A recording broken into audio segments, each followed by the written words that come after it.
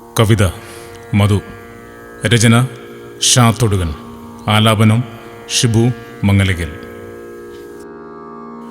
അക്ഷരങ്ങളെ സ്നേഹിച്ചവൻ, അറിവുകളെ ഹൃദയത്തിലാക്കിയവൻ, അഹങ്കാരമൊന്നുമില്ലാതെയിരുന്നവൻ, ആരെയും നോവിക്കാത്തവൻ, തനിക്കു കിട്ടിയ അറിവിലും താൻ കണ്ടു വളർന്നൊരാ കാഴ്ചയിലും നഗരമല്ല വേണ്ടത്, സ്വസ്ഥമായി കഴിയുവാൻ നല്ലൊരിടമാണ് കാനനമെന്നു കരുതിയവൻ, തൻ്റെ ഏകാന്തതയിൽ സ്വർഗം കണ്ടവൻ, തനിക്കു പറയുവാനുള്ളതെല്ലാം, തനിക്ക് കേൾക്കുവാനുള്ളതെല്ലാം ചോലയോടും പാറക്കെട്ടിനോടും കുന്നിനോടും കുഴികളോടും